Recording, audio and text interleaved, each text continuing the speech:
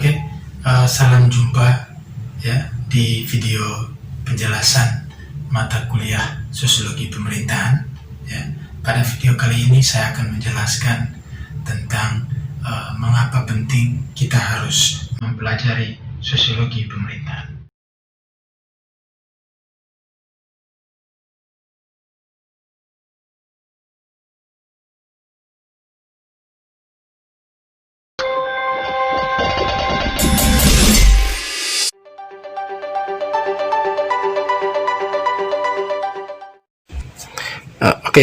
Baik.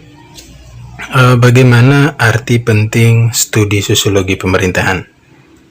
Nah, bahwasannya setiap pengkajian atas problem-problem sosial, ya, problem-problem politik maupun problem-problem pemerintahan, mau tidak mau kita harus bertolak dari eksistensi manusia sebagai makhluk individu yang bermasyarakat atau bernegara. Nah, pemahaman akan hakikat dan atau eksistensi manusia ini ya sebagai makhluk individual sosial itu merupakan titik tolak bagi kita untuk memahami tentang hubungan ya atau relasi atau pengaruh ya antara masyarakat ya dengan pemerintah ya, atau hubungan atau relasi antara pemerintah dengan yang diperintah. Nah, itu yang menjadi fokus ya perhatian dari sosiologi pemerintahan. Nah, oleh karena itu bahwa fokus pembahasan tentang masyarakat ya dan hakikat eksistensi manusia itu mempunyai arti penting yang untuk kita diskusikan, untuk kita bicarakan ya dalam konteks kajian sosiologi pemerintahan ini. Dan oleh karena itu bahwa ada dua ya sebenarnya hakikat ya manusia atau eksistensi manusia. Itu yang pertama, manusia sebagai makhluk individual ya, dan manusia sebagai makhluk kolektif atau makhluk sosial. Nah, yang pertama, manusia sebagai makhluk individual ya. Itu sebagai makhluk individual itu manusia hidup dan bertanggung jawab atas kehidupannya ya sebagai individu. Ia hidup dan berkembang dalam satu lingkungan sosial dan memperoleh sifat sosial. Nah, ini biasa disebut dengan penganut atau paham individualisme ya, yang lebih menitik beratkan pada sisi individualisme ya, atau individualitas ya, dimana bahwa sifat sosial manusia itu hanya sekunder ya, itu bukan primer ya. Nah, pandangan ini lebih menomorsatukan sisi individunya ya, individualitasnya, dan mementingkan kebebasan individual ya ketimbang kebebasan sosial ya. Nah, dari pemahaman pandangan ini ya, ini konsekuensinya itu bahwa setiap upaya-upaya pemenuhan berbagai kepentingan individu itu lebih diprioritaskan ya ketimbang upaya-upaya untuk pemenuhan kepentingan sosial atau kepentingan masyarakat. Nah, dengan demikian itu bahwa setiap individu itu memiliki hak-hak mutlak ya yang harus dipenuhi oleh masyarakat, dan hak-hak individu itu tidak boleh dikorbankan ya demi kepentingan bersama atau kepentingan bernegara. Nah, itu pemahaman atau pandangan terhadap manusia sebagai makhluk individu. Nah, yang kedua, pemahaman atau pandangan tentang manusia sebagai makhluk kolektif atau makhluk sosial. Nah, sebagai makhluk individu atau sebagai makhluk kolektif atau makhluk sosial itu bahwa manusia itu bertanggung jawab sebagai bagian dari kehidupan bersama atau kehidupan kolektif ya. Masyarakat itu terdiri dari individu-individu, tapi individu-individu itu hanya sebagai sarana ya bagi masyarakat secara keseluruhan. Nah, dari pandangan manusia sebagai makhluk kolektif atau makhluk sosial ini lebih menomorsatukan kepentingan kolektif atau kepentingan masyarakat ya ketimbang kepentingan individu ya, di mana mereka melihat bahwa kolektivisme itu adalah ciri kepentingan individu ya sebagai makhluk yang bebas dan bertanggung jawab demi kepentingan dan kemauan kolektif masyarakat atau kepentingan bernegara atau berbangsa.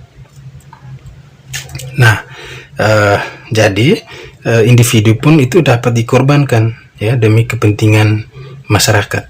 Nah, ini dua pandangan yang berbeda ya. Pandangan yang melihat manusia sebagai makhluk individu lebih menomorsatukan sisi individualitasnya, dan pandangan tentang manusia sebagai makhluk kolektif atau makhluk sosial yang lebih memprioritaskan atau menomorsatukan sisi kolektif ya, kolektivitas atau sisi kesosialan.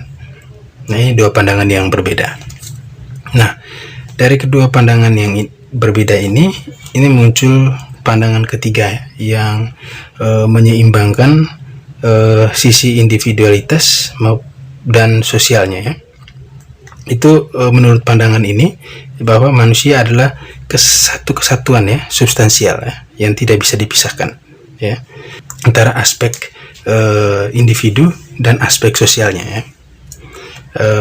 Itu bahwa di dalam individualitasnya itu terdapat sosialitasnya ya. Begitupun sebaliknya ya, dalam sisi sosialitasnya itu terdapat individualitasnya ya.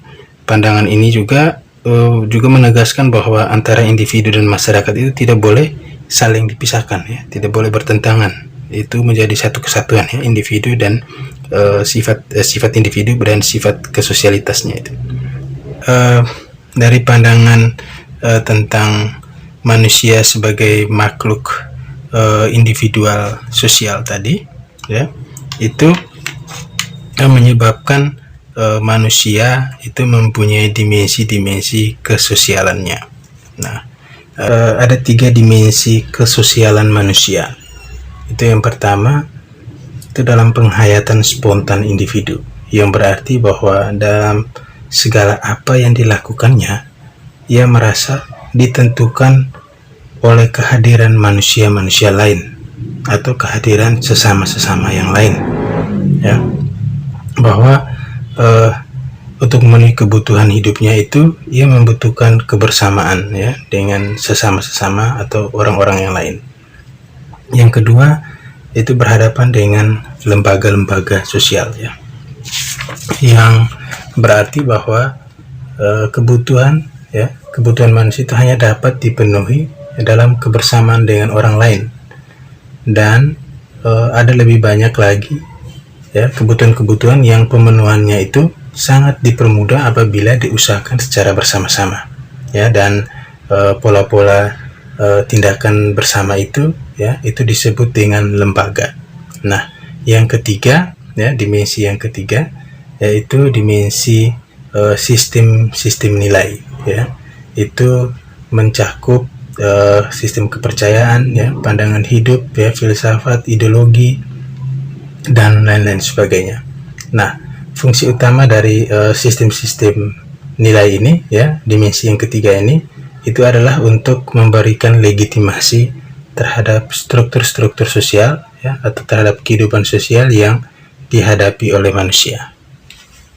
Nah, dengan demikian ya, pemahaman kita tentang hakikat atau eksistensi manusia dan dimensi-dimensi kesosialan manusia ya, maka dapat kita simpulkan bahwa sebagai individu ya, atau tepatnya sebagai sebuah pribadi ya, manusia itu tidak akan bisa hidup dan berkembang berdasarkan kemampuannya sendiri ya. Dia membutuhkan lembaga-lembaga sosial ya, membutuhkan masyarakat ya, membutuhkan sesama yang lain ya, membutuhkan negara atau membutuhkan pemerintah. Manusia itu membutuhkan sistem nilai ya, ideologi ya, yang menjadi pedoman atau tujuan hidup ya, sebagai warga masyarakat atau sebagai warga negara.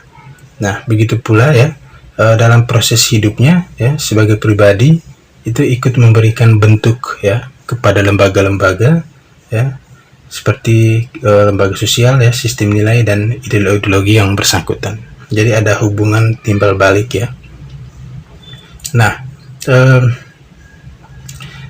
dengan demikian ya, bahwa kehidupan manusia itu hanya mungkin ya terlaksana ya dalam interaksi yang kompleks ya dengan berbagai aspek sosial ya.